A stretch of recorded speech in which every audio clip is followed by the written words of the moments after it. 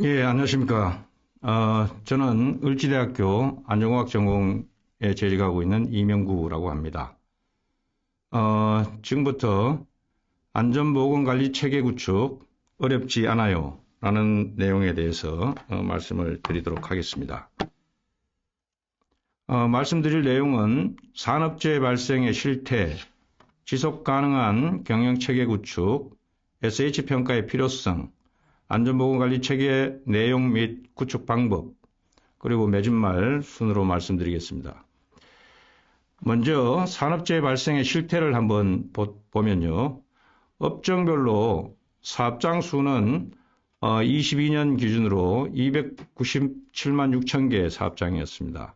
제조업과 건설업이 많은 부분을 차지하고 있고 기타 산업이 있습니다. 근로자 수도 2천만 명이었습니다. 그리고 제조업과 건설업 그리고 기타 산업으로 구성이 되어 있습니다. 규모별로 보면 이게 5인 미만 사업장이고 5인에서 50인 이상, 50인 미만, 50인 이상 사업장 등등인데 중대재해처벌법이 5인 이상 50인 미만으로 또 확대되었죠. 그래서 중대재해처벌법 대상 사업장 수는 75만 개 사업장이 되겠습니다. 사업장 규모별로 근로자는 이렇게 분포가 되어 있고요. 그리고 사업장 종류별로 규모별로 재해 현황을 이제 보면 사업 종류별 보시면은 요 막대 그래프가 사망 만인율을 나타내는 것이고 이 꺾은 선 그래프가 재해율을 나타내는 겁니다. 광업은 워낙 튀는 값이기 때문에 없애버렸고요. 여기 보시면 제조업과 건설업, 이 운수창고통신업이 굉장히 높은 것을 보이고 있습니다. 그리고 이건 사업 규모별로 재해율 현황인데요. 이것도 전체 평균이고 그 다음에 5인 미만이 훨씬 이렇게 높은 것을 볼 수 있습니다. 이거는 500인 이상 이 사업장 같은 경우는 이 보시면 이것은 그 전체 사망 만인율이고 이게 사고성 사망 만인율입니다. 그러면 이 차이만큼이 그 직업성 질병 사망 만인율입니다. 그래서 이렇게 직업성 질병 사망률도 굉장히 이제 앞으로 관심을 가져야 되는 부분이다라는 것을 알 수가 있겠습니다. 이 제조업의 규모별로 재해 현황을 보면 이 5인 미만에서 점점 규모가 커질수록 이게 소위 말하는 재해율을 이제 나타낸 겁니다. 그래서 소규모 사업장일수록 재해율이 높고 대규모 사업장일수록 재해율이 낮다라는 것은 우리가 일상적으로 다 잘 알고 있습니다. 그러나 사업장 100개당 재해자 수를 나타내는 이 그래프입니다. 이거는 안전보건 관리는 사업장 단위로 하기 때문에 사업장 100개당으로 살펴보면 소규모 사업장은 굉장히 낮고 대규모 사업장일수록 굉장히 높다라는 것을 알 수가 있습니다. 사망 만인율에 대한 것도 유사합니다. 그래서 소규모 사업장일수록 재해율과 사망 만인율이 높지만 사업장당 재해자 수는 굉장히 낮다. 그리고 요양재해, 그래서 백사율이라는 것은 100개 사업장당 재해자 수인데 7.69명입니다. 그래서 7.69명이라는 것은 13년 동안 단 한 건의 요양재해가 발생된다는 이야기예요. 그래서 10년 동안 사업을 운영해도 한 건의 재해가 발생되지 않을 수 있다는 겁니다. 그렇지만은 단 한 건의 사고로도 사업장은 존폐 위기가 처할 수 있는 그런 심각한 재해로 발생될 수도 있습니다. 이것은 건설업에 대한 건데요. 건설업도 마찬가지로 이것은 일상적으로 우리 이야기하는 재해율을 나타내는 것이고 소규모 사업장일수록 재해율이 높고 그 다음에 대규모 사업장일수록 재해율이 낮습니다. 그러나 사업장 100개당으로 보면 좀 전에 보신 것과 마찬가지로 대규모 사업장일수록 훨씬 더 재해자 수가 많아지는 거죠. 이게 전체 평균이 7.88명입니다. 7.9명 정도인데 이거의 의미는 대부분의 사업장은 재해를 경험하지 못하고 있다는 이야기입니다. 그래서 그렇지만은 사고는 우연하게 발생되고 그 크기도 우연하게 결정된다. 라는 겁니다. 이 시사점을 보면 대부분의 사업장은 재해를 경험하지 못하고 있습니다. 그래서 100개당 요양재해자 수가 전 산업 4.39입니다. 그러니까 100개당 한 5개 정도만 재해가 발생이 되고 나머지 95개 사업장은 재해를 발생되지 않는다는 이야기죠. 그러다가 보니까 사업 진흥이 안전규제보다 항상 우선하게 될 수 있습니다. 이윤 창출이 우선이지 일어나지도 않는 사고를 예방하기 위해서 투자는 후순위가 되는 겁니다. 이것이 소규모 사업장일수록 더욱더 그러하다라는 이야기입니다. 안전보건관리 체계 구축은 그래서 남의 일이다. 사고 나기를 바라는 사람이 누가 있냐? 사고는 근로자가 자기가 조심해서 일을 해야지 라는 생각을 할 수 있는 개연성이 충분히 있다라는 겁니다. 그렇지만 사고는 끊임없이 발생이 되고 이게 남의 일이 아닙니다. 안전하고 경영이 직결되는 요즘은 최근에 이제 수급 활동하고 직결이 되는 내용이죠. 그래서 시스템적 사고 예방 프로그램이 필요하다라는 것을 알 수가 있겠습니다. 다음은 지속 가능한 경영 체계 구축에 대한 내용을 보면 기업 경영의 한계가 하나의 사건으로도 도산 또는 경영위기에 봉착되는 경우들이 많이 있습니다. 이와 같은 사례들 제가 일일이 설명을 안 드려도 어떤 내용인지 잘 아실 겁니다. 그래서 지속 가능한 경영체계 구축의 요구도가 증진되고 있고 그럼으로 인해서 안정적 기업 경영을 위한 제도적 지원이 필요하다. 착한 기업은 지속 성장 가능한 정책이 필요하고 기업이 도산하면 전체 국민이 그 고통을 분담하기 때문에 이러한 것을 막아줄 정부의 책무가 있다는 이야기입니다. 사고의 크기는 우연히 결정됩니다. 손실우연의 법칙이라는 게 있죠. 사고로 인한 손실의 크기는 우연히 결정된다. 여기 그림에 보는 것처럼 사다리에서 떨어지더라도 전혀 조금 더 다치지 않을 수도 있고 사망할 수도 있습니다. 우연하게 여기서 넘어졌는데 철근에 찔려서 사망하는 경우들도 있습니다. 그렇지만 이게 예방 가능의 법칙이라는 게 있습니다. 원인을 제거하면 사고는 발생되지 않는다. 그런데 이제 우리가 예산이나 작업 조건이나 예방 활동 노력 등에 한계가 있기 때문에 이러한 부분들을 간과할 우려가 매우 높죠. 지속 가능한 경영 체계에 대한 즉 ESG에 대한 우리 요구도들이 많이 있습니다. 예전에는 돈을 잘 버는 회사에다가 투자를 했습니다만은 조금 전에 보신 것처럼 단 한 번의 사고로 인해서도 그 기업이 도산될 수 있기 때문에 이 환경보호라든지 사회적 책임 문제, 그 다음에 지배구조의 윤리경영 이런 부분들을 강조하면서 이 지속 가능한 경영체제인 더불어 사는 사회 구현을 하고자 하는 것들이 강조되어 왔습니다. 기업의 책무는 공동체 의식을 가져야 되고 또 네가 있기 때문에 내가 있다라는 의식을 갖고 있어야 됩니다.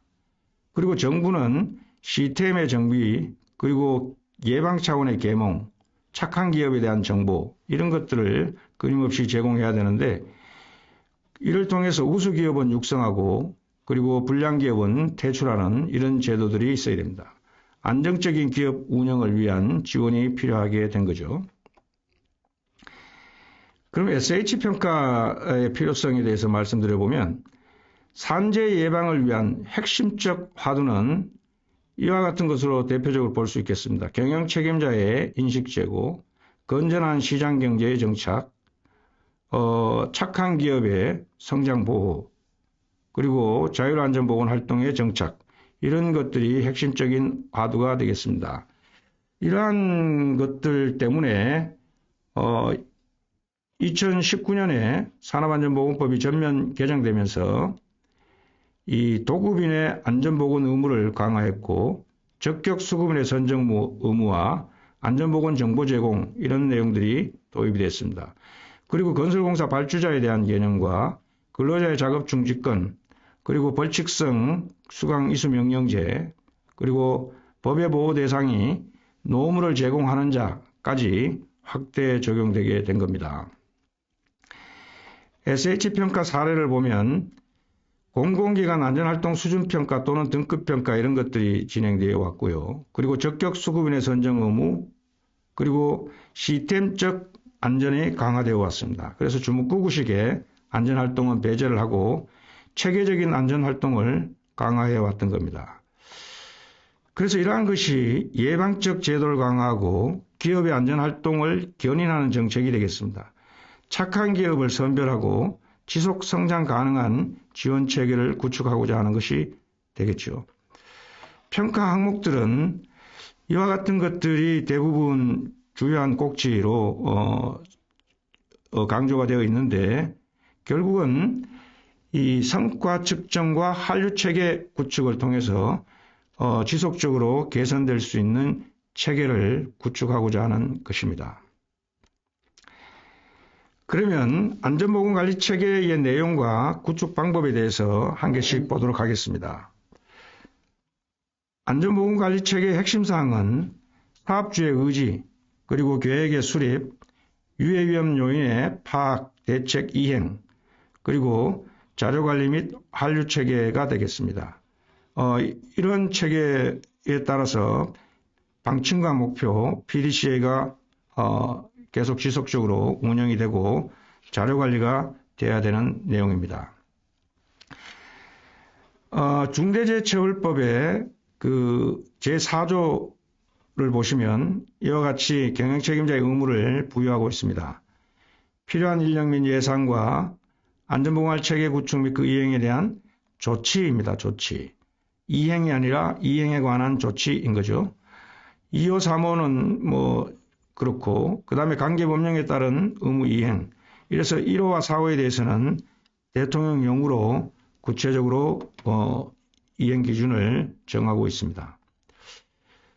시행령에 보면 그래서 첫 번째 안전보건에 관한 목표와 방침 설정인데 이건 뭐 쉽습니다.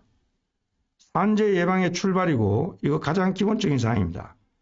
가훈이나 교훈과 같이 사훈을 두면 되죠. 사훈이 없는 회사가 사업 진행되기가 곤란합니다.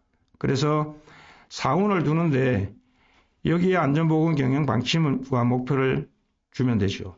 주의할 사항은 서로 공유를 해야 됩니다. 그래서 구성원들이 알 수 있도록 게시하고 공표하는 것이 중요합니다. 그 다음에 안전보건 업무 전담 조직인데 이것도 50명 미만 사업장은 해당이 없습니다. 왜냐하면 안전보건 인력을 3명 이상 두는 사업장이기 때문에 해당이 없죠. 상시 근로자 수 500명 이상, 시공 능력 순위 200위 이내의 건설회사만 해당이 됩니다. 그래서 소규모 사업장은 이와 같은 복잡한 관리 체계가 그렇게 중요하지 않고 다만 관리 책임자는 지정이 돼야 됩니다. 이게 고위험 작업일 때는 작업 지휘자를 지정하도록 되어 있거든요. 그리고 거기에 책임과 권한을 부여를 해야 됩니다. 다음은 위험성 평가 절차 실시 확인 내용인데 이것도 문서행위의 복잡한 절차를 탈피하고 체크리스트법을 이용한 위험성 평가도 가능하다라고 했기 때문에 사업장 규모 및 종류별 특성에 맞게 시행을 하면 되는 겁니다. 핵심적인 사항은 작업 전 유해 위험 요인을 파악하고 거기에 대한 대책을 수립하고 이행하는 것, 그리고 작업 전에 근로자에게 그 내용을 고지를 해줘야 됩니다. 그리고 자료를 3년간 보존하라라고 하니까 자료관리를 하면 되는 거죠. 필요한 예산의 편성 및 집행 부분인데 이것도 뭐 산재 예방 활동을 하기 위해서 예산 편성은 가장 기본적인 사항이죠. 여기에 대해서 금액에 하한계선이 없습니다. 그렇기 때문에 일정 금액을 반영해 두기만 하면 됩니다. 사업장 규모와 종류 특성에 맞게요. 그래서 핵심적인 사항은 안전관리비를 사업 예산에 편성하고 도급사업 예산과 그 다음에 자체사업 예산에도 편성을 하기만 하면 되는 겁니다. 그 다음에 안전보건관리 책임자의 권한과 예산을 제공하고 업무 수행 평가를 하라 이렇게 되어 있는데 이것도 이 선임하는 것은 중대재해처벌법 이전에 산업안전보건법에 따른 사업주의 의무입니다. 그렇기 때문에 해당되는 이 인력만 선임을 하면 되고 그렇지 않으면 선임할 의무가 없는 거예요. 하지만 관리감독자는 소규모 사업장이라도 사업주가 직접 생산관리를 하지 않은 경우에는 관리감독자를 지정해야 됩니다. 그리고 이제 안전보건관리 책임자와 안전보건 총괄 책임자 이런 것은 공사금액 20억 이상이어야 하기 때문에 또 그 이외 업종은 50명 미만인 경우에는 선임할 의무가 없습니다. 그래서 이건 해당이 안 됩니다. 소규모 사업장은. 다만 근무 평가에 대해서는 우리가 관리감독자 등의 평가는 사업 진흥하고도 연관이 되기 때문에 금평을 하잖아요, 보통. 그래서 그거를 갖추면 되겠습니다. 거기에 안전보건 내용을 포함하면 되겠죠. 그 다음 6번째, 산안법에서 정한 이상의 안전관리자, 보건관리자를 선임하라 이런 건데 이것도 중대재해처벌법 이전에 산업안전보건법에 따른 사업주의 의무입니다. 그리고 조금 전에 말씀드린 것처럼 관리감독자는 소규모 사업장이라도 이 관리감독자를 지정해야 됩니다. 안전보건관리 담당자는 상시근로자 20에서 50명 미만에 해당되는 거고 이런 부분은 이제 또 위탁도 가능하고 위험성 평가에 관련 자료를 정리하도록 하면 됩니다. 종사자의 의견 청취도 마찬가지로 안전보건위원회나 안전보건협의체를 운영하면 그냥 의견 청취한 걸로 보는 거죠. 또 우리 근로자 참여법에 의하면 근로자 30명 이상이면 노사협의회를 구성하도록 되어 있습니다. 노사협의회에서 안전보건 관련 내용을 들으면 됩니다. 만약에 30명 미만이다 라고 하면 종사자 의견 청취 기능을 갖추는 게 좋습니다. 이거는 사업 진흥하고도 직결되는 내용입니다. 그래서 이러한 그 의견 청취하는 내용을 회의록을 작성하고 갖춰주면 됩니다. 그 다음에 매뉴얼을 작성하라는 내용인데 이거는 작업 중지 등 대응 조치, 구호 조치, 추가 피해 방지 조치 등의 내용입니다. 이 매뉴얼은 특별한 게 없습니다. 비상연락망이나 대피 경로, 긴급조치 내용 등을 포함하고 있으면 됩니다. 여기에 대해서 이행 정도의 하한선 규정이 없습니다.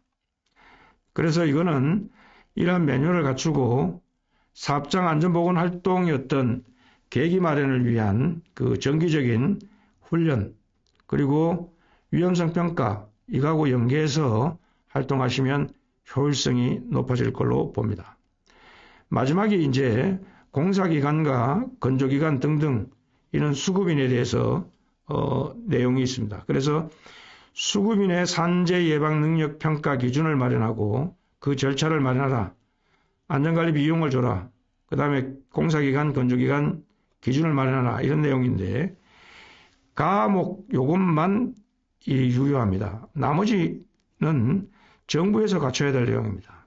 그리고 이 내용에 대한 구체성에 대한 규정이 없습니다.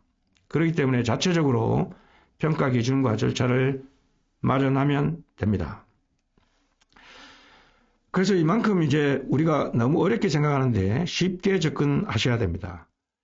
그래서 마지막으로 제가 말씀드리고 싶은 것은 안전보건관리 체계 구축을 위해서 고용부에서 제공하고 있는 안전보건공단 체계구축 지원 프로그램을 활용하든지 아니면 산업안전 상생협력 체계구축 프로그램을 이용하든지 대기업에서 하고 있는 협력업체 체계구축 프로그램을 이용하든지 아니면 안전보건 플랫폼 업체의 프로그램을 활용하든지 이렇게 하시면 될 것입니다.